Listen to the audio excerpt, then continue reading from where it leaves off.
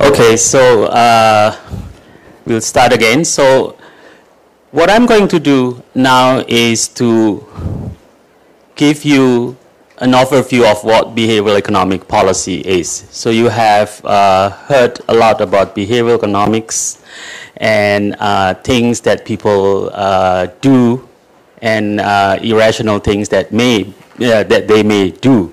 So all of these things that we learned yesterday. So let's see how we relate those to behavioral economics policies. So let me just recap a bit of what have we learned so far.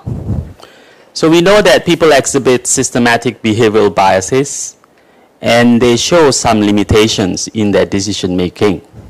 So these biases and limitations, through many examples that we have gone through, have profound impacts on decision making. Okay? So obviously these decisions that people make and the choices that they make will influence the success of public policies.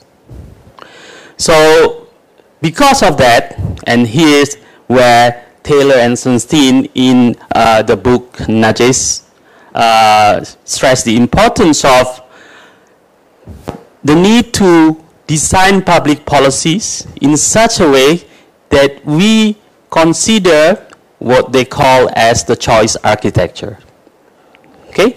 So that is, in their language, choice architecture means the environments surrounding people where they have to make the decisions. Okay? So we do not intervene directly, so we do not tell people, you cannot do this, you cannot do that. You give them choices, but you influence the way they make choices. So that's the whole thing about behavioral economics. Okay? So in other words, we need to think about the context in which people make decisions. And if we do that, we can allow people to be nudged into the directions that we want them to go. Okay, so that's the basic principle of behavioral economics policy. Nudges. Okay? So we influence the context rather than directly influencing the decision of the people using prices, for example. Okay? So let me go further. Then the question is, how do we change people's behavior for the better with behavioral economics policies? Or with any policy in general? Now, you can think of it as a spectrum. There's this line, there are two extremes. These two extremes represent two extreme policies. If you want them to do something, you need to implement a policy. One extreme is prohibitions and fines. So this is something that TAERE called paternalism. So that is, you basically just say, I ban you from doing this, I ban you from doing that, you cannot do this, if you do that, I'll fine you. You have to pay $500 for smoking in public, you have to pay $1,000 for whatever things that you don't want people to do. So that's very extreme. So you limit their choices. You do not allow them to have options. Okay? So that's one extreme. The other extreme is, don't regulate. Free choice. Libertarians. So 2 days before I came to Taipei, I was in the Netherlands. And you know that in the Netherlands, I was in Amsterdam, by the way, and you see a lot of coffee houses. But coffee house in the Netherlands, in Amsterdam, is not the same like what you might expect. It's not the place where you'll find sit down there for a cup of coffee. A coffee house there is a place where you can get marijuana, where you can smoke. Okay? So the Netherlands has a very liberal approach towards these kind of things. Rather than banning, they allow people to do that. So that's the other extreme. That's the libertarian. Okay? Don't regulate, no need to regulate. Give them free choices. So behavioral economics is somewhere in between. So what we do in behavioral economics is we want to indirectly nudge them to go to the directions that we want them to go, but without limiting options or choices that we give to people. So that's the key. We let them choose. We give them choices. We give them options. So TAERE called this as libertarian paternalism. So it's a mixture of paternalism a bit, because the assumption here is the government knows best what is best for the people, but it's still giving them choices what to do. Okay, so that's the whole idea of a behavioral economics policy. So let me illustrate it further. So what do you see here? It's a fitness club, a gym. Something strange going on here. So what is the motivation for you to go to the gym? Exercise, to be healthy, to be fit. But if you want to exercise in the gym, going to fitness, you might well also climb up the staircase. Why do you use the escalator? Okay? So then if you're a policymaker, you think it for a while, well, this is not good for people, we want to encourage them to exercise. What will you do? One way is to remove the escalator. So what happened here? You force people to climb up the staircase. So that's one of the extreme. So basically you ban. You do not provide escalator, so they don't have any choice. They just have to climb up the staircase. That's not behavioral economics policies. So behavioral economics policy, you still give them options. But there's a problem here. If you give them two options, escalator and staircase, naturally, instinctively, when people see this, they will never go up through the staircase. They'll just use the escalator. Here it is where the context, where people make choice. So if I'm there, I'm deciding whether I should go up using escalator or I should go up climbing up the staircase. So that is the point where the government or policymakers need to do to influence the context where people make decision. Okay? So there is a good example. I'll show you this movie clip just a bit, just to let you have the flavor of that. So I'm sure some of you may have seen this one. There's no voice.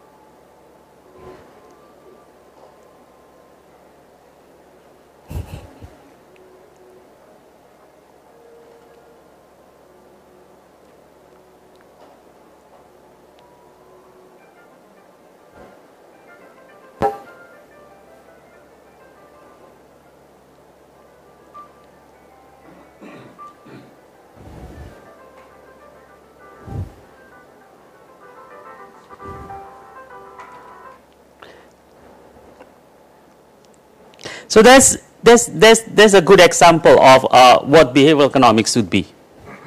Okay? So you don't tell them, hey, we'll remove the escalator, you will have to start climb up the staircase. You gave them choices. That's the key. Let them have choices. But you know that the best way for them is for them to climb up the staircase. How would you achieve that? How would you nudge people to climb up the staircase? That's the key of behavioral economics policy. Okay? So, variation of all kind of behavioral economic policy basically have that features. You do not restrict choices. Okay? So, there's a good example, another example, and this is an example I really like very much. Okay? So, it's something, a campaign called Hope Soap in South Africa. So let me give you the background of this. So World Health Organization ranks South Africa as one of the most unhygienic places in the world. So thousands die from diseases which actually regular hand washing could reduce the incidence by 70%. So the question is, you know that hand washing is important. Hand washing with soap is one of the most effective and cheapest ways to practice hygiene. And the best way is to inculcate these habits to kids. Start early on. Okay? So this will prevent the spread of deadly disease. So what happens in collaborations with Safety Lab South Africa and these campaigns, and also the advertising company, they decided to run a campaign to encourage children to wash their hands thoroughly with soap. So to inculcate habits, habit formations, so that they know that washing hands is important, so they start very early on. So what would you do if you are tasked to do that? How would you do it? So what they have is very interesting and very clever, very ingenious. So they created soaps, transparent, so you can see, and inside the soap, you gave them toys. So cars, butterflies, and Hello Kitties, which is very popular in Taiwan. That's the thing. And with this, they teach kids how to wash hands. Obviously, one might say, well, then the objective is just to get the toy, so they will wash their hands so many times, often, every day, every time, just to get the toy. That's not important. The important thing is inculcating habits. So habits come from repetitions. When you do it over and over and over and over again, at some point it sticks with you. Okay? So that's the whole idea of habit. So that's what happened. So toys, Hello Kitty for girls, to car figurines for boys, and child-friendly with curved edges and colorful appearances. So there is a simple sticker. It's also pasted at the back of the soap, which provide instructions and spread the importance of hand washing. Okay? So that's an example of behavioral economics policy. Of course, it's very simple things. There are many types of behavioral economics policy, which later on I'll also cover, things that are more related to environmental and energy economics. Okay? But that's the whole idea of behavioral economics policy. So the key, you never limit choices. So you give them options, but you let them decide what to do, but you direct them, you nudge them. So that's where the word nudge is coming from. You nudge them to go to the direction you want them to do. Okay, so that's the whole thing. So let's go to some examples of behavioral environmental economics interventions that we have seen so far, that I can gather from the existing papers that have been published or existing studies. Okay? So let's step back for a while. Think about policies to tackle environmental problems. So there are many types of policy, obviously. So the first one, which Jack mentions a lot earlier, is Pigouvian taxes. Okay? So tax. This is not a behavioral economics policy because you use tax. So you influence directly the demand. Price goes up, consumption goes down. That's not behavioral economics policy. Okay? So what you do, you calculate the marginal social damages and then tax the polluting activity at that rate. You can use the revenue to offset other taxes. The drawback is it's always be very unpopular. Okay? So what is the alternative? You can use tradable permits. Okay? So you calculate the desired level of emissions. Then you are going to produce the permits and issue to those companies and allow them to trade. If they want to produce more, they don't have the permit, they can purchase the permit from others. And the government can monitor the market.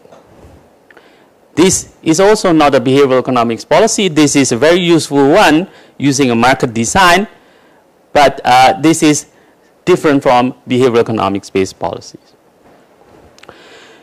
We can also provide information-based regulations, standardized, eco-labeling, and certifications. Okay? So there are many examples like this. Look for the Energy Star labels, wash clothes in cold water, unplug electronics, turn on sleep mode, clean AC filters. But if you just provide information like this, crude information, it may not work. It may not be effective. Okay? You need to be able to do more with this information rather than just presenting this information as it is. So this needs to be designed more carefully. Okay? What's next? Let's influence the end users, consumers. Increase prices for the end users, consumers. For example, increase prices of electricity, water, and gas. Price goes up, demand would fall, individuals would conserve resources. So publics, however, may be very unhappy with price increase. So it can also create distortions. What's next? Let's encourage innovations. By innovations, we can make consumption more efficient. That would be better for the environment. But there's a drawback. Innovation is costly and it takes time to be able to get that. So what? Behavioral economics. What can we do with behavioral economics? Okay. So what we do essentially is we want to induce behavioral changes using behavioral nudges. So that's the key of behavioral economics. So we provide nudges. So if you recall, we know that we need to influence the way people make decisions or choices, but we thought restricting the choice set. So we still give them choices. So we do not eliminate available options, but instead we nudge people to choose the options we want them to choose. So what do we do? What kind of nudges we might want to do? Well, there are several. First one, we can provide salient info using that information that I just showed you earlier, but add on to that with things that we learn from behavioral economics. People care about how they perceive compared to others. People care about the norms in the example of child care center in Israel, where people care about norm feeling guilty and feeling more motivated when they know that they can compare with others. Okay? So use peer comparisons. Let them compare with others. So we know that that might work. Another thing is use goals. We know that prospect theory and loss aversion tell us that goals can be reference points. There are several examples to that. For example, the golf things that Jack mentions, when you aim for birdie or when you aim for bogey, the impact is different because the reference point, which is the goal, what you want to aim for, is different. If you can manipulate the goals accordingly, you might be able to induce people to do more. Another example is this grade point average of my students. You know, above 4.5 is highest distinctions. So comparing students with 4.51 and 4.49. So you will have stronger motivations to work harder from those with CGPA 4.49 because there is a goal and they are still not reaching that goal. So loss aversion kicked in. So they want to meet the goal that motivate them to work harder. Okay? So we use all of this. And we try to nudge people to do that. Let me just give you an example. And this is a very good study. So this is a paper published in Journal of Public Economics done by Ayers, Reisman, and Shi in 2009. So the goal of this paper, of this study, of the research is very simple. How to encourage people to reduce electricity and gas usage. Conserve energy. Okay? Of course, if you're trained as a traditional economist, you might want to do is use tax, increase prices, demand will fall. Okay?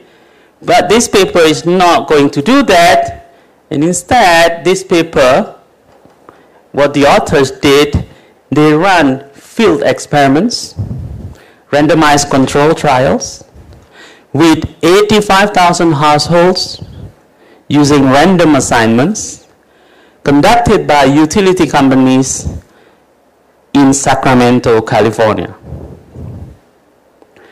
Very simple idea. The idea, can we induce customers to conserve energy by providing feedback to customers on their home electricity and natural gas usage to allow for peer comparisons? Now let's pause for a while. Do you think peer comparison is a good thing or a bad thing? Would you like to be compared to others? Or would you not like to be compared to others? I always ask this to my students. Suppose that exams. Should I just give you information about your individual grade? Or should I tell you also where is the location of your grades compared to other students in the class? What do you think? Which one is better? Should we provide comparison? There are some instances where comparisons might work, but there are some instances also where comparisons might not work. And there is a very interesting story on this. In Singapore, for primary school, there is something called primary school living examinations, PSLE. And it's known to be very, very tough because that would determine which secondary school you can go, whether you can go to a good secondary school or not. And because it's so tough, it drains resources and creates stress for parents. Okay? Because they want to make sure that the kids do well in PSLE. Okay?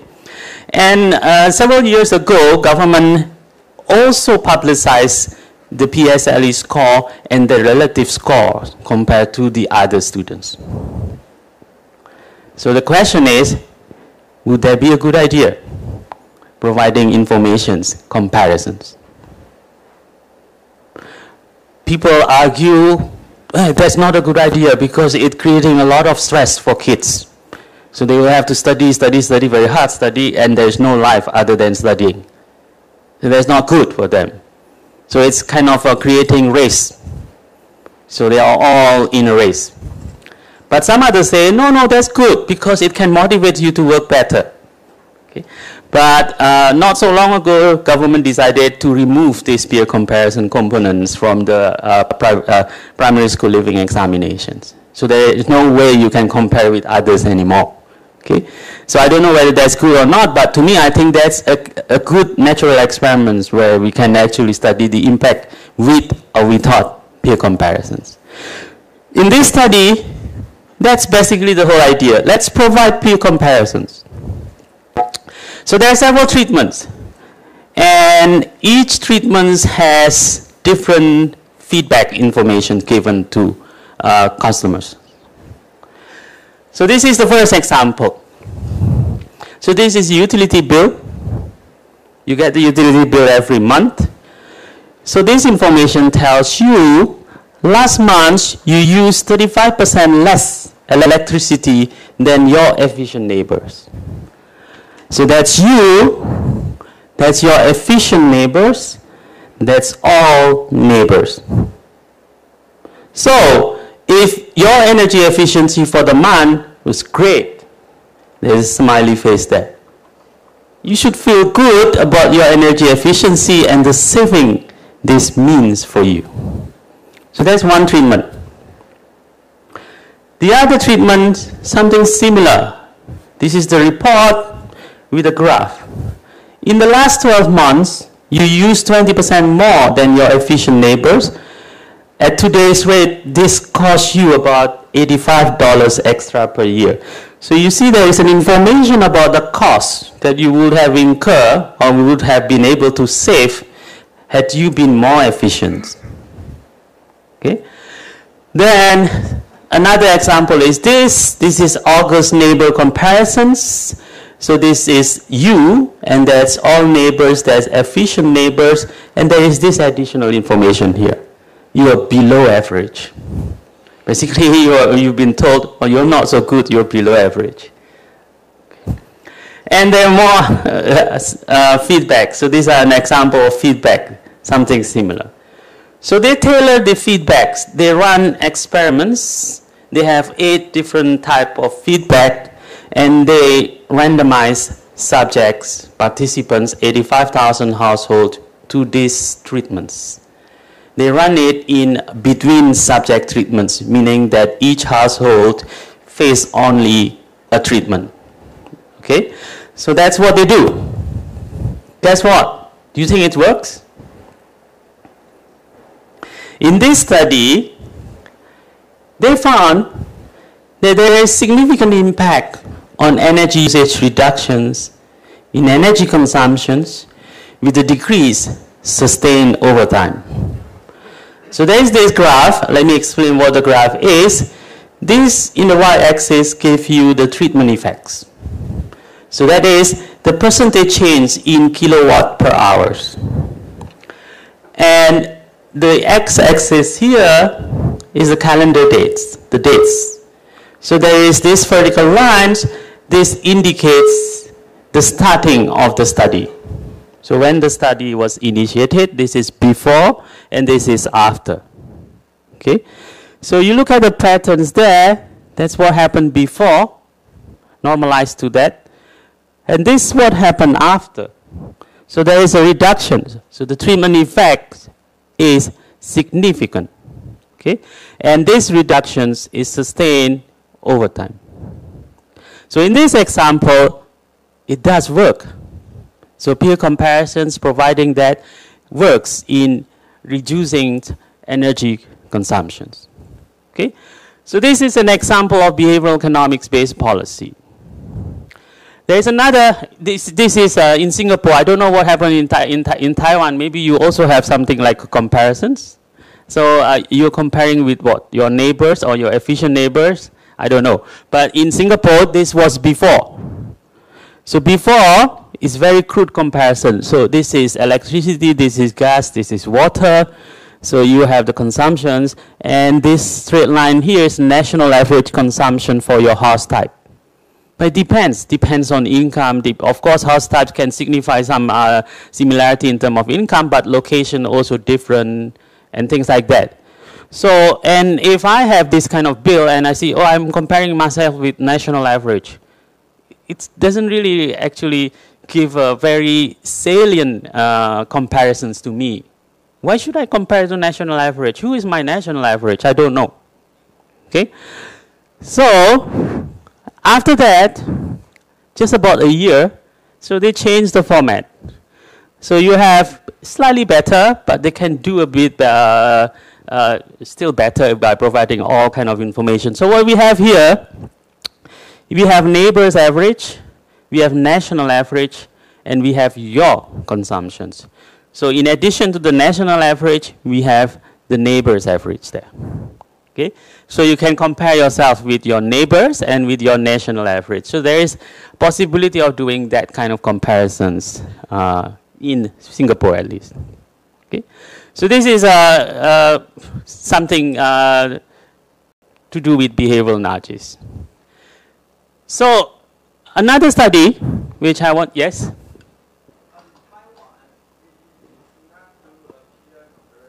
Yes. But we use like we compare ourselves and for that like we compare the electricity. Yes.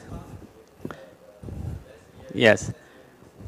Would it work? So how do you think like this kind of comparison, which one is better? I think it's better if you compare with others, because if you compare with yourself last year, well, it depends on a lot of things. So maybe at that time, well, situations that you face is different and things like that. So you have to compare it with others, your peers. That would motivate you better. Of course, there is a little bit of motivation effect because, looking at the trend and my electricity bill is going up all the time.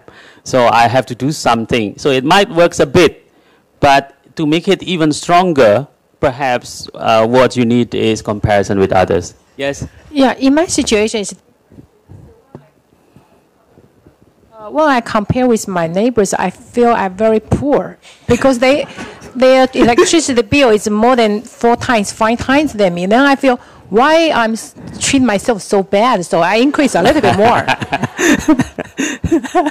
Well, that's a very good point. But of course, as a researcher, what we care about is the national, whatever the average impact, not individual impact. Of course, there could be some individuals who might not be, it doesn't work at all, these comparisons. But for some other, it might work. But I'm interested in whether it works for on average. Okay, that's a good example.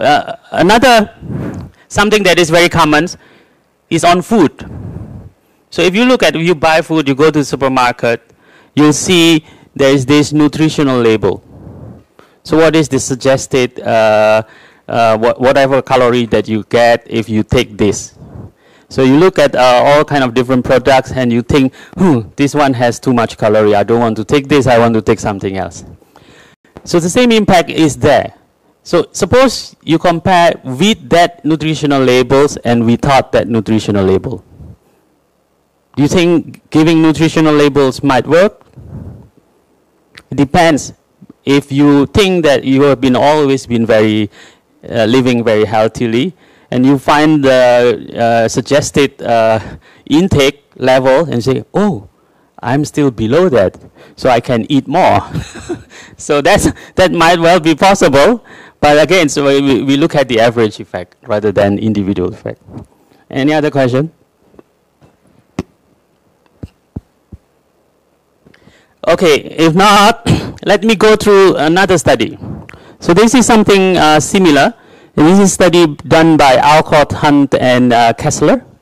It's just recently published in AEJ, American Economic Journal's Applied Economics. Okay. So what this paper is about. The aim of the paper is to look at social welfare evaluations of the use of home energy reports. So think for a while. Suppose that you can get access to home energy report like the feedback that I showed you earlier with additional details informations. Would you want to pay for that? Suppose that information is given to you periodically, every month. So every month you get summary, you get all kind of information about your consumptions and about how others do relative to you and things like that, and some tips and some suggestions. Would you be willing to pay for that kind of report?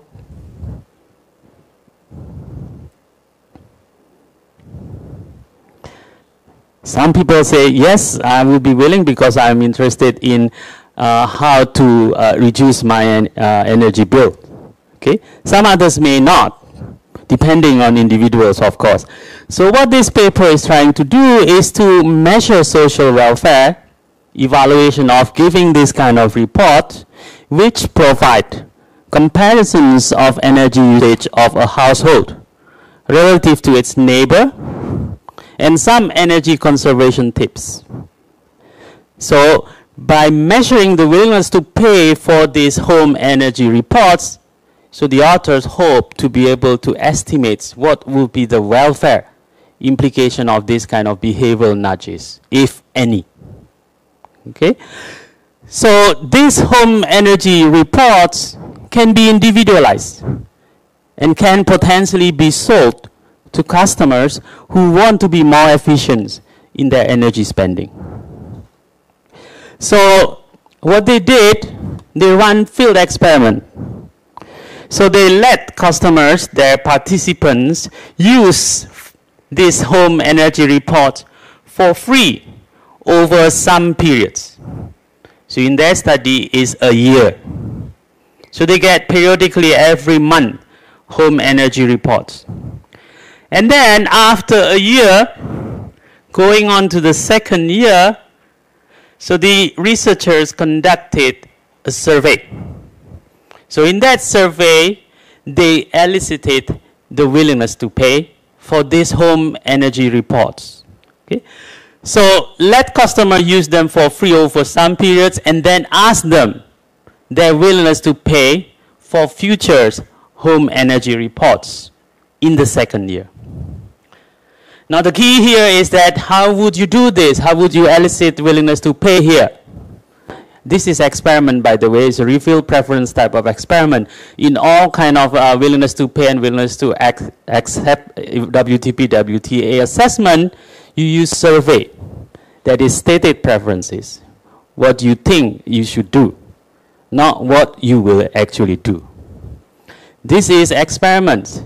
So the question here is, can you elicit willingness to pay through the experiments in a refill preference way? It's tricky because in experiment you get money rather than you pay money. Who wants to participate in the experiments paying money? They want to my students want to participate in experiment because they want to earn money. Okay? So in this case, if you ask them how much you are willing to pay for these home energy reports, they will not pay. So how do they do it? So what they do, and this one I'll leave it to you. You gave your judgment whether that's a good way of measuring willingness to pay in a refill preference way. Okay? Is by giving them two options.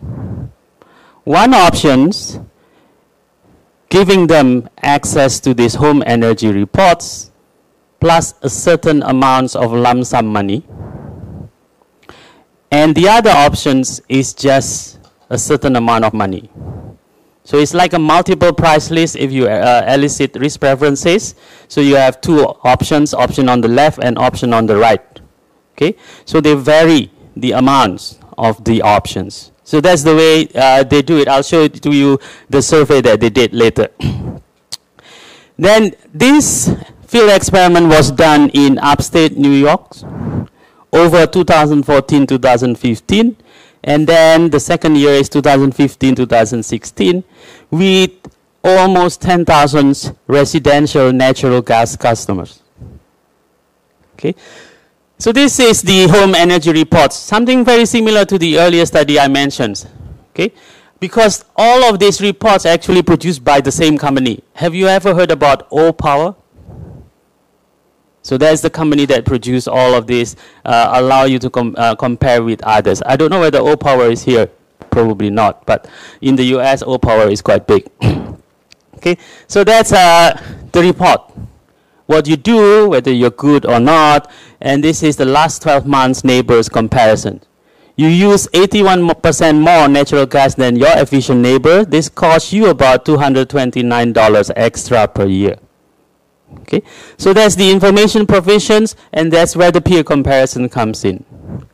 Then, this is the second part of the report, giving you tips. Quick fix. Open your shades on winter days smart purchase, program your thermostat, smart purchase, weather strip windows and doors. So how much you will be able to save if you do this suggested activities. Okay? Then, here's the way they elicit willingness to pay. How to do this in a refill preference way. So they provide this. I don't know whether you can see this. Probably you cannot really see this, but I'll just explain it. There are two options always. There are different scenarios here. Option on the left and option on the right. So on the left, you get this home energy reports plus $10, or you get $1. Which one will choose? Most people would probably choose this, because why would I sacrifice $9? I can get $10 plus home energy report. Whether I use home energy report or not, it doesn't really matter. I get $10, which is better than $1. Okay? Then, home energy report plus $10 or $5. Home energy reports plus $10 or $9. Home energy report plus $10 or $10. Cash. Then further down, here's the interesting part, which capture the willingness to pay. You choose between, you get home's energy reports plus $9, or you forgo that, you get $10 cash. So this tells you how you value the home energy report. Would you be willing to sacrifice $1 to get that home energy report or not? If not, then you take the $10. Okay.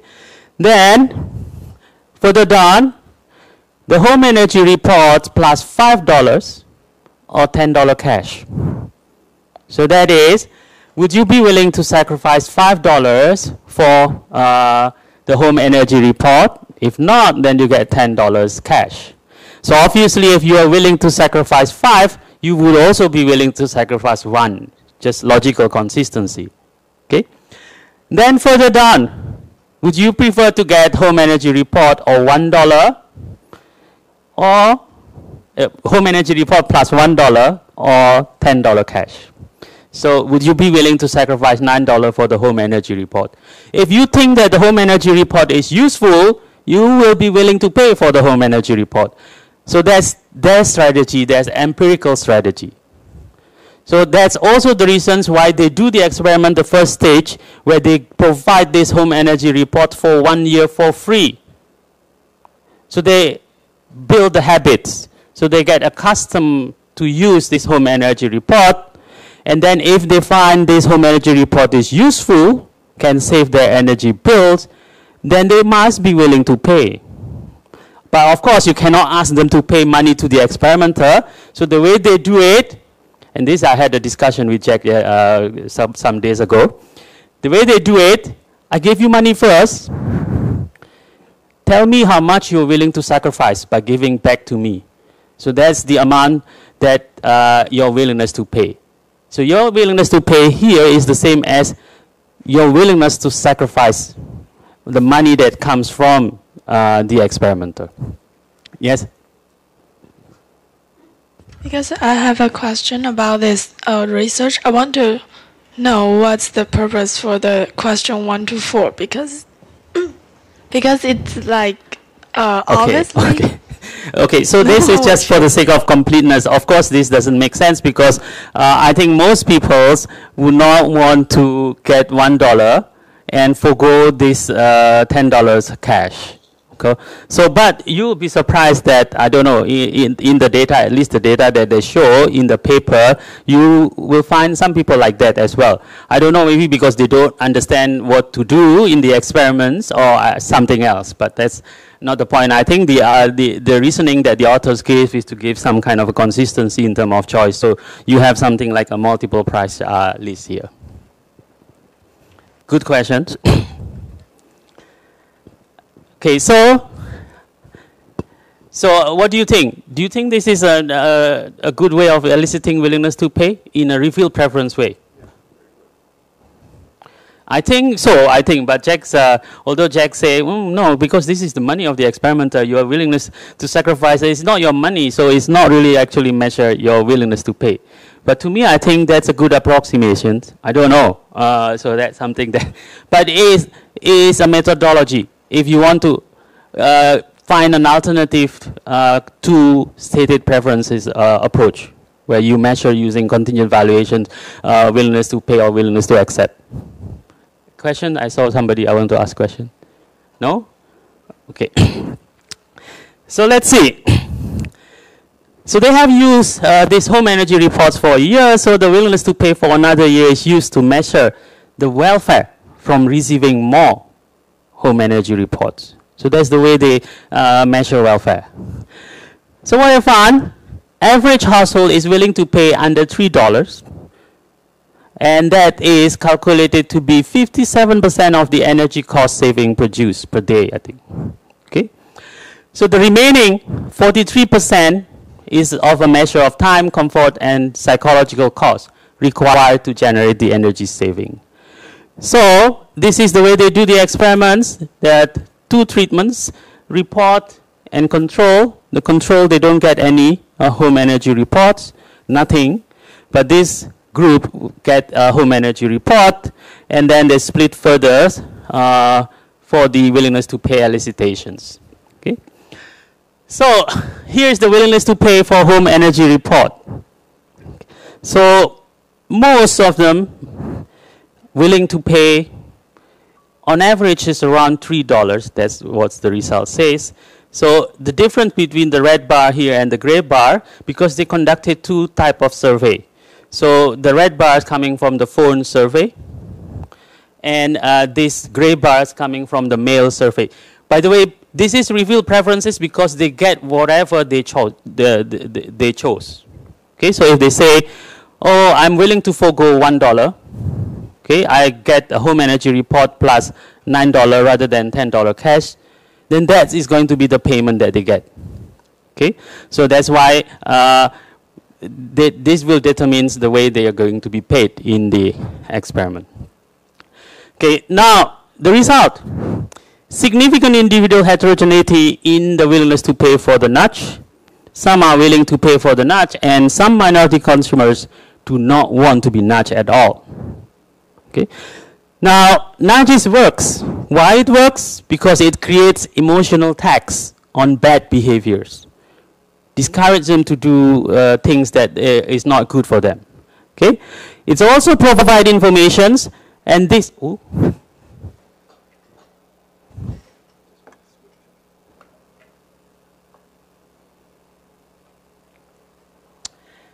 It's also provide informations, something that is useful for them, and there is psychological benefits. So from this study, they conclude that behavioral nudges can actually increase welfare. Okay. So this is the example of the second study. The third study is also a very good study. I like this study very much. This is forthcoming in management science. So this is done by a lot of our co-authors from Switzerland. So that's why I call it Swiss study, because the title is too long. Okay. So what is it? Participants, 700 households in Zurich. So what is the goal of this study? How to encourage this household not to waste water when showering. How long do you usually shower? 5 minutes, 10 minutes, 15 minutes, 20 minutes? How much water you spend?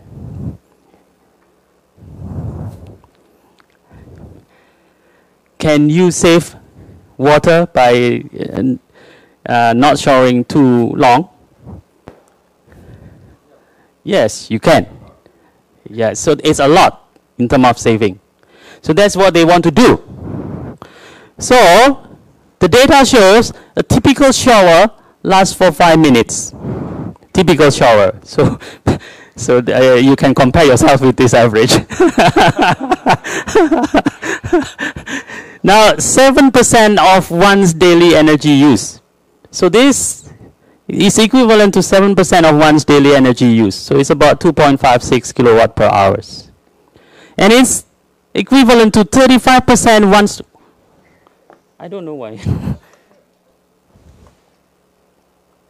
So it's equivalent to 35% of one's daily water usage. So daily water usage is about 44 liters. Okay. So this is the nudge that they gave. Guess what is this? This is a kind of a small tools attached to the shower head here, and there is information provided there. Okay. So you see the temperatures, the water temperatures, and you see some other information. So in the experiment, what they do is to vary the informations they show in this tool. Okay. So what they do, the device is powered by water flow. There's a very clever way. Not electricity, not battery, because it doesn't work with battery with waters. So this device is powered by waters, no batteries. Simple and easy to use. It can save data of each shower. Okay. Now, households are randomly assigned to 3 treatments. Control, you always have to have a control. Okay. Control only provided with water temperatures. So the information is just only water temperature. Then that's the pictures, nothing, only the water temperature. Then real-time feedback. What do you get? You get first 10 showers. You get information about water and temperature usage. And you get a real-time feedback. So that's the picture. Temperatures and all the other things. The third treatment, real-time plus past information. First 10 showers, water and temperature, real-time feedback, and water use from last shower. So here is where your questions earlier, if you compare yourself with your past consumptions, can it work? Yes, it may work. So these are the 3 treatments. So that's the information provided. So which one is going to have the strongest effect? If there is any effect at all. Do you think it will work? Let's see. Okay. Of course, it's on the basis of the household. Because 700 households. The last shower is included in the first 10 showers? Yes, yes. Yes, yes. That information is there. So here's the result. So this is a comparison of group means over time. The study durations was 2 months. 2 months. So this is showers. This is the energy used. So you have the blue one and you have this orange one. This vertical lines before, to the left is before, to the right is after. So you see there is no difference between this blue and the orange one before the experiment. So that's more or less the patterns that we see. But after the treatments, the blue one here is the control group. This orange one is, this one, the color is almost the same, but the orange one, the bottom one, the lowest one here is real-time information. And the middle one here is the dotted one here is real-time and past information. Okay, so before treatments, all of them are more or less the same. But after treatments, the control remains very high in terms of consumption, usage of waters. But the lowest one is that's real-time information. Okay, so there is a reduction in resource use. Almost 9 liters of water saved per shower. It's about 1.2 kilowatt hours of energy saved per day in a 2-person household. So by the way, to answer Jack's questions, they select 1-person household and 2-person household. So these are the only variations that they have. Okay. So this is another example of behavioral nudges. Then what they did, same group of authors here, They did it also in Singapore. So Singapore study, okay, with even more co-authors there. So it's a modification of the Swiss study. And here's where, interestingly, they use goals. Remember that goals can be used as a reference points, motivated by prospect theory, that what we learn, loss aversions, the goal for examples, things like that. So the treatments. They have control treatments. So this group only sees water temperature. Then the second one's real-time feedback. First 20 showers, water temperature, and real-time feedback. The third one, real-time feedback plus goals. So first 20 showers, water temperature, real-time feedback, and that is the conservation goals. So you vary the goals. So this could be different sub-treatments. So either 10 liters, 15 liters, 20 liters, 25 liters, or 30 liters per shower. Oh, I think this one I'm not quite sure. I need to check the paper, whether it's per shower or for the entire.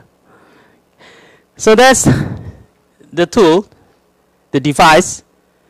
So that's the evaluations. Very good. Efficient water usage. Okay, water usage is reaching your goal.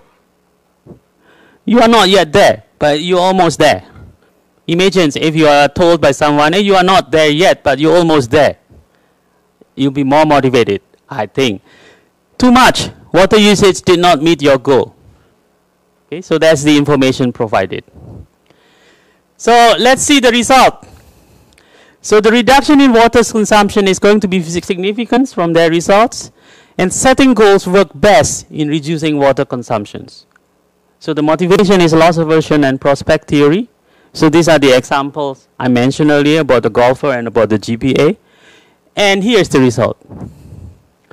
So this is water volume, and this is study completion in percentage.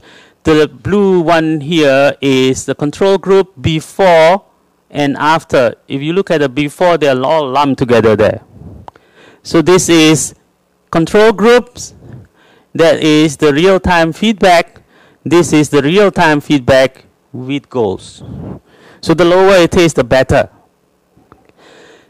So here's another way of looking at it by deriving the difference in difference estimates. Okay, so you have change in water use per shower compared to baseline mean in terms of liters. You have control groups, real-time feedbacks, and real-time feedback with goals. So in the control groups, this normalized. So this 1.5 liter. Now in the real-time feedbacks, there is a reduction. So from 1.43 to -1 here. So about 2 liters reductions. So the largest reduction is this, real-time feedback with goals, where the goal is set at 15 liters. So there is some kind of this kind of shapes. So if the goal is too little, you have seen the reduction, but maybe not as big as when it is set at 15 liter. Okay, so that's what we found. This is another example of behavioral nudges, behavioral-based policies. It has nothing to do with taxes, nothing to do with increasing prices, nothing to do with direct interventions. Okay. So the next one is this study. This is an NBR working paper by Newell and Sikamaki in 2013. This is slightly different. So this is a choice experiment. So it's about energy labels. So I'm sure that in Taiwan you also have energy labels. So something like this. So this is a current energy guide label for water heaters. So that's the energy guide. This is the estimated yearly operating cost, estimated annual operating cost, energy use per year, and national average and fuel cost. Your cost will depend on your utility rates and use. That's another example of energy labeling. So more efficient to less efficient, and if this D is somewhat in the middle there, so the estimated yearly operating cost, if you are categorized as D, your appliances is at D, is that one. Okay, so what they do, they vary this. different type of labels. So you have that simple one, you have this one, you have additional information, and so on. So what they want is to measure willingness to pay. So imagine that there is a hypothetical choice experiment where they are about to purchase appliances with this kind of labeling. So which appliance they would want to purchase, okay, and how much they are willing to pay for that. Okay. So basically, they want to measure the willingness to pay for all of this. Here's the estimate that they have. So this one is $1 here. So basically, we are looking at how much people are willing to pay for each dollar of saving in lifetime operating costs of the appliance. So if the amount of saving is $1, at most they are willing to pay $1. Okay, 1 to 1. Should be $1 for $1 of saving. So if you look at that, different labels induce different willingness to pay. With this, for example, simple one here is less than 1. Okay, so although that appliance is actually could be saving energy, so what we find, this is an evidence that we have energy efficiency gaps. So people realize that it might be helpful for them, but they're not willing to pay for that appliances. So this is in the literature is something called energy efficiency gaps. Okay, so there's the next example I have, and the last one, and this is a very cute experiment. And I know I discussed with Jack the day before yesterday about this experiment. Let me explain. This was a paper published in Journal of Consumer Research. Not an economics journal, but it is a high-ranked journal in business and management, Journal of Consumer Research. So it's a study done by Goldstein, Cialdini, and Griskevicius. So it's a very simple study. The goal is, how can we encourage people to care more about conservation of environmental resources, saving energy, and reducing pollutants release by simple way of reusing towels in hotels? So basically, it's just a very simple experiment. So 2 treatments. Standard environmental message. The message is, help save the environment. You can show your respect to nature and help save the environment by reusing your towel during your stay. The other treatment is social norm, by providing additional thing. Join your fellow guests in helping to save the environment. Almost 75% of our guests, so that's where the comparison comes in, who are asked to participate in our new resource saving program do help by using their towel more than once. You can join your fellow guests by doing the same. So that's the example of the picture. Please reuse the towel, help save the environment. Now let's take a look at the result. Here's what they found. So this is the rate of towel reuse as a function of the sign in room. Okay, so this is a standard environmental message, and that is the descriptive norm message, where you compare yourself with others. So this is participations in terms of percentage. So you have a huge difference in terms of the rate of reusing the towels. So this experiment tells that even a simple messages, but salient, which provide additional information, for example, comparison with others, might work in changing behaviors. Okay, so that's it. What I have to say about the behavioral economics policy. So if you have questions, I would be happy to take your questions.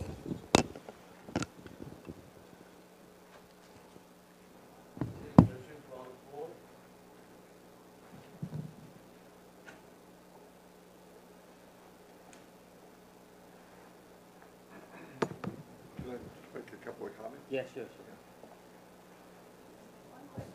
Yes. Excuse me, and I have a question. Because the cases you are talking about here is about saving energy protecting environment, it's all about good cases. But in some other cases, like for example, in a case that everyone says that everyone else was doing bad things, and you face the pressure of comply yourself to do the wrong things too, and you should. If other one, another example is that everyone thinks this is right. The wrong thing is right, and you have to. You doubt about your belief. Okay, so I think the key of behavioral economics policy is you have somehow there is a big brother authority who knows what is good for the people. So that's the first thing first, because you want to use nudge. So nudge allow you to bring them to the direction that you want them to do. So first thing first that you need to decide is which direction you want to bring them to. So that goal has to be defined first. Okay, so that's what the government wants to do. So example is smoking. Smoking is bad. So if the goal is to reduce them to quit smoking, that is the goal. So it depends on the goal. But another thing that you raised, an important question is, how do you encourage people to do something good? Should you encourage them by giving them good words so that they get encouragement so that they will do something good? Or should you encourage good behavior, or should you discourage bad behavior? Which one is better? There are two ways. One is encouraging good behaviors, but that's by campaigning. You should do something good. You induce them to do something good. You should do this. This is good for the society. Or you discouraging bad behaviors. You know, if you do this, there is a big damages and all these things. So which one is more salient? Focusing on the benefit or focusing on the cost? Which one has a stronger impact on behavior? I don't know. That's worth exploring. That's to me is an interesting research question. So which one is better? Focusing on the benefits or focusing on the cost? You think cost? Why cost? Loss aversion. Okay. Maybe that's an hypothesis that can be tested through the experiment. Okay, Jack.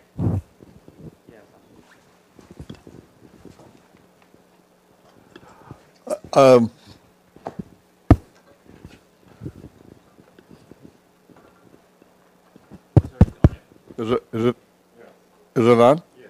Oh, okay. I just want to make a couple of comments about the kind of thing that Echo was talking about. Remember that one study that actually I don't think is a wonderful study, as Echo does on the where they charge, what was it, the one? Which one? Well, the one that you and I just talked about. Oh, anyway, it was the one where they charged people. It was free for a long time, and then they stopped and offered money, kind of thing. But they didn't offer money; they did it the backward way. Other thing, this idea of you offer something free to people, and then after a certain time, then you start charging. Now, whether it's experiment or whether it's just regular life, there's a sort of peculiarity about that. And let me give you a story to illustrate it. We live in a condominium now, an apartment, but we used to have a house. We lived there for about 30 years, and about 4 or 5 blocks down the street there was a petrol station, and both my wife. We went in opposite directions, so we had 2 cars. Both of us regularly stopped at that petrol station to buy our petrol, right, our gasoline. And we did this for years and years. Then they remodeled the station and put in a car wash. You know, one of these drive-through car washes, splash, and so forth. And when they first opened, they said they're putting in the free car wash, and it's free. All you have to do is buy 25 liters of petrol, and you get a free car wash. So, you know, you always buy more than 25 liters of petrol, so basically the car wash was free. Our cars had never been so clean, because every time we stopped, we, of course, went through the car wash. And that went on for a couple of 2-3 months. And then suddenly there was a sign that appeared, and it said you had to pay for the car wash. I can't tell you how much, because I never went there anymore. So, you know, it ticked me off. Hey, it's free, and now you're going to, you know, suddenly charge. What's with this? So I didn't go there. I went down to a less convenient place and bought my petrol. And I did that for a while. And finally, Patricia and I were somehow got on to talking about that. I never mentioned it, but suddenly we ended up talking about it. And it turned out she did exactly the same thing. And we laughed about it because we thought, isn't it wonderful that the two cheapest people in the world met each other and got married. But anyway, then we got to talking about this with neighbors. They did the same thing. Everybody on the street, no one went there anymore. If you're ever in a business of running a gas station or something like this, don't do that. Because I expected that was the deal. That was our deal with the gas station. They sell me gas, I give them money for the gas, and they give me a car wash. But they changed it. What they could have done, and what they should have done, is to say, when they opened the gas station, they said, we got this car wash now. For the first 2 months, it's going to be free. Then we're going to charge. Okay, now I know the deal. I'm fine with that. I would have paid. I wouldn't have washed my cars often, but I would have, and I would have continued trading at this thing. It violated the deal. And violating the deal just isn't on. People don't put up with it. As I say, I thought it was just me, and then it was my wife, and then it was the whole neighborhood. We all did this. It was, and the guy eventually had to bring back the car wash because there were so many people like us. The free car wash. In fact, I never went back there after that anyway. I was so ticked off with the guy. The company, the gas company around my neighborhood is smarter than the most company, because they started after a while they say still free, but they say if you want to eat $10 or $20 more, you get a super wash. So many people think, so then they put.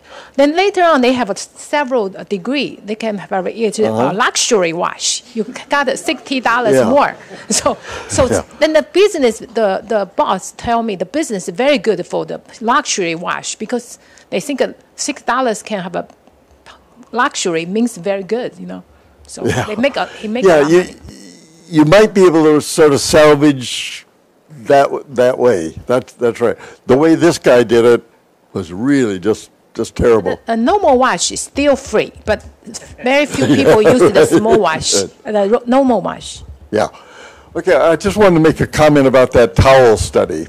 Okay, what the deal was, if you tell people, you can save the environment and so forth, and 75% of the other people do it and all that sort of thing. Yes, that does work. Unfortunately, what happens is, and I get this from somebody she teaches hotel management someplace in Southeast Asia. I won't go into detail where this is. Anyway, she said And so she's in hotels all the time and does research and this sort of thing.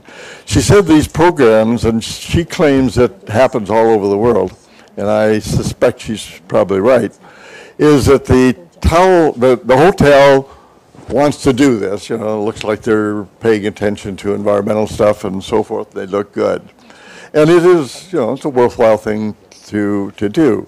But in fact, what happens is, of course, that most hotels contract with a laundry company to wash the towels, right? Well, the people who run the laundry business, they don't like that, right? So what they do, and she says they do this all the time, they go and talk to the people who clean the rooms and give them a little money. Take those towels that people hang up and throw them in the thing because we want to wash them because we're being paid by the towel, right? In other words, they subvert the whole thing. And she claims this goes on all the time on the thing. So, I tend to believe her. I think she's probably right on the thing. And I've noticed that I hang up my towels when I come back. Hey, it's not that towel. It's a clean towel. And after I talk to her, yeah, it goes on. Because we all stay in hotels from time to time, and I swear I hardly ever get my dirty towel back. It's always a clean towel. So I try, try to be good, and so forth.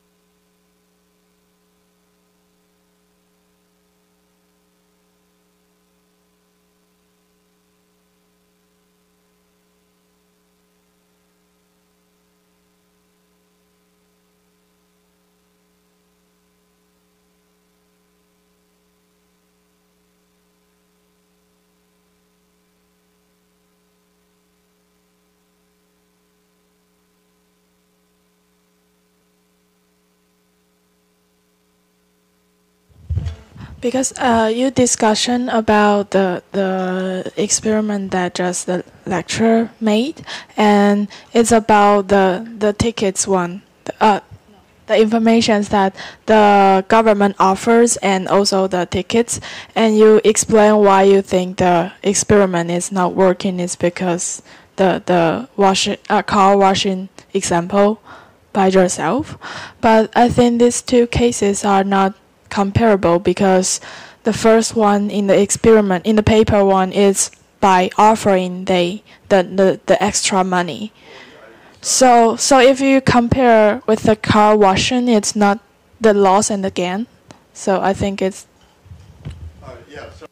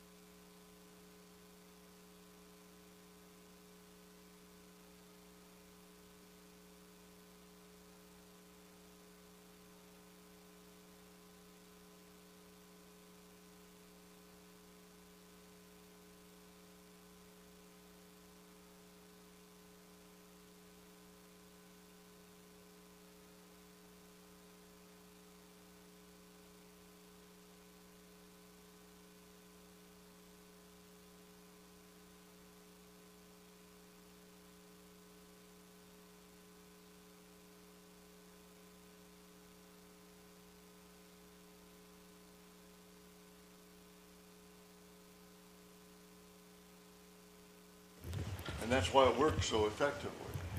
You know, they quadrupled the pension contribution as a result of that. That's exactly, I think, what's going on here, is that they're giving up money, giving up a gain, not paying. So I have a There are some people in the world that don't think that's true. So I agree with you, but I think the main thing here is that you want to do that willingness to pay elicitations, but in a refilled preference way. So that is, they will have to pay, actually pay, so that it's not just what they think they should pay, but what they should really pay. But the problem in experiment is, and this is in general for all kind of experiments, lab experiment or field experiments, you cannot ask participants to actually really pay, because that would be unethical. So if you apply for institutional review board, it will never be approved, like saying that we will ask people to pay for. So that is, instead of spending money, you are earning money from the experiment. So that's not possible. So I guess the way they circumvent this problem is by, okay, so I'll give you this endowment first. Then using that endowments, you let me know how much you are willing to give up. That is, in a way, a kind of approximation to what you are actually willing to pay. Yeah, I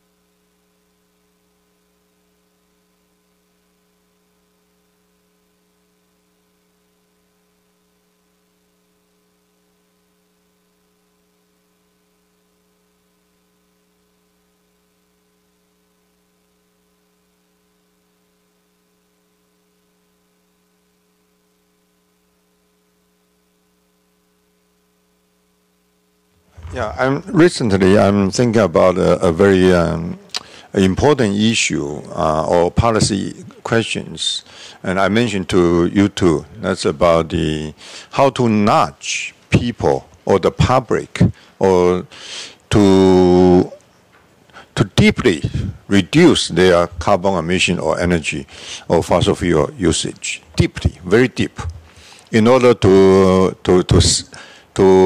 help their future generations, our future generations, from the very serious climate change. So that's a very important policy issue, and then we try to find a way to do it, to nudge the people, and it's the usually approach or instruments such as energy tax or carbon tax may not work. Yeah, because it requires very high, very high tax rate. Yeah. Yeah, that's.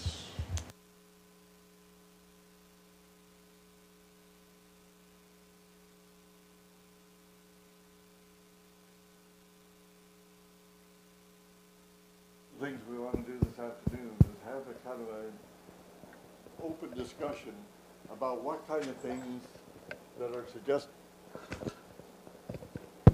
Okay, sorry. Okay, one of the things we want to do this afternoon, that I mentioned yesterday morning, is have a sort of a suggestions or discussions about Peguvian taxes in general, carbon taxes, road tolls, pollution taxes, whatever, that are so outrageously offensive to people. People hate them. And yet they do have a use, but there are two problems with them. Number one, people hate them and don't get implemented because of that. Politically, they're very unpopular. But there's the other one of people are not very responsive. The curve is almost straight up and down. They're totally inelastic, almost. That's, if you go from 0 to something, people respond. But if you go to something to 3 times something, there's hardly any difference. So you have to really hammer people with hugely high taxes in order to get much change in behavior. So the thing I want to talk about here is two things. How can we make these kind of taxes more acceptable to people, number one, and also how can we make people more responsive so we don't have to raise it so high to get people to change behavior? How can we get elasticity into these things? And people seem, I don't see anyone worrying about that, but I think that's a real problem with these things, is you have to charge people so much. No wonder they get ticked off. But if you can make it more responsive, maybe we can get stuff, cheaper. Now, obviously, the best way is a nudge where you get it free, kind of thing. But sometimes you want to use Peguvian taxes to shape behavior. By the way, on the nudge thing, while I am not much opposed to that, there are people who very, very much are against nudges. They claim that, it's sort of the government secretly changing people's behavior. And, it's a sort of an insidious kind of thing, that they really want you to do these things, and, and they're taking away people's freedoms on the thing and imposing indirectly, selling them a bill of goods and shaping them up to their behavior, and that's a worry for people. And I have to say, it could be. On the other hand, whether you nudge or you don't nudge, you have to make a choice. No nudging is, that's also saying we're going to encourage this behavior. So if you don't tell people about what their neighbor's energy consumption is, then that's a choice. And that's going to encourage people to do this, use more energy. On the other hand, if you tell them what their neighbors do and what you've done last week and all that sort of stuff, that feels like it's intrusion, but, they're both a choice. That's kind of my most, whatever we do, we're doing this. Whether we nudge people or we don't nudge people, that's shaping their behavior. So, and the other, of course, is who is to say which is good behavior?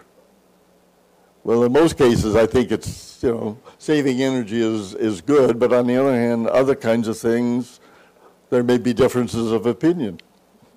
Yeah. I just have a few follow-ups about it.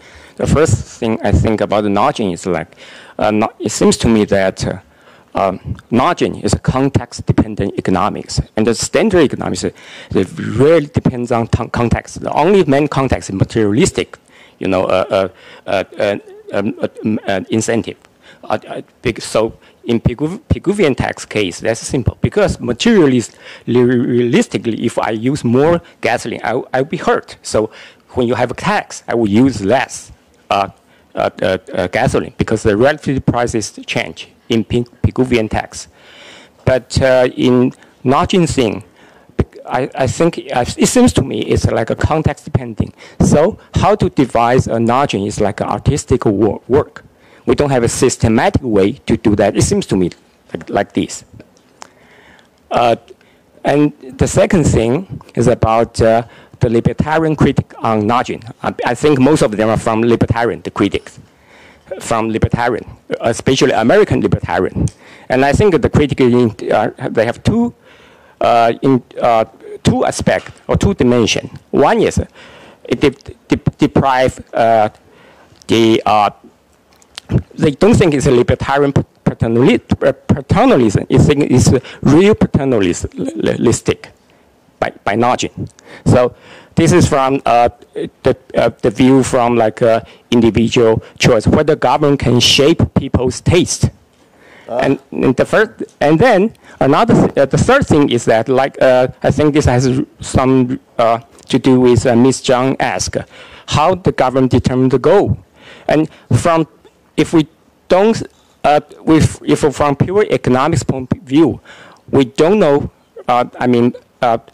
whether any goal, at least at the beginning, we don't know whether this goal, how this goal relates to the welfare enhancing. For example, in the escalator things, I just don't know whether people, you make people bad if they don't climb upstairs. They just take the escalator. To me, it's not only it's minor or whether that the quantitatively is a minor thing. We just don't know. Of course, we know that economics doesn't mean that maximization are always welfare enhancing. We know people smoke. We know people take drugs. These all are utilities. So we don't know that. We know that, but we don't know in what cases this goal is really welfare enhancing. We don't know whether it's really good. For example, in the escalator thing, I don't think it's a good idea if the government really spend resources on this thing. This is just an example. I know it's not so. That's basically what the three, kind of thoughts I have. Just to end up things. So you say that nudges is art. It's kind of context dependent. Yeah, it is a context dependence. I'll show you some example of nudges just for fun, intermezzo. To me, this is a nudge. This is a smoking room. Oh, why do you think it's a nudge? To me, this is a nudge. So you're smoking there, you're looking up, and then you think, oh, I'm buried here. So that's also a nudge to me. This is also a nudge, I think. Okay? And this is the best. See if you understand.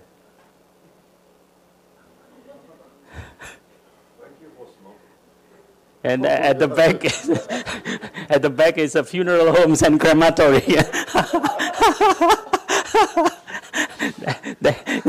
That's to me is a nudge. Anyway, it's just. No, I think you've opened up some questions here. We ought to think about it a little bit. That's all I'm suggesting, and that there are people who don't see it the same way. I mean, your example of the escalator kind of thing. I actually had the same sort of thoughts that, okay, I still have the option of the escalator, that's true. And that's important, that they're not taking away the option. But, yeah, they make me feel bad if I do it, kind of thing. Government still have to spend resources, unlike in the Switzerland case. They need to spend money to do it. Maybe it's minor. Yes, maybe quantity is minor, but I mean... Smaller compared to tax where they... Yeah, I understand. Anyway, I just want to raise the issue that there are controversies in this and good examples.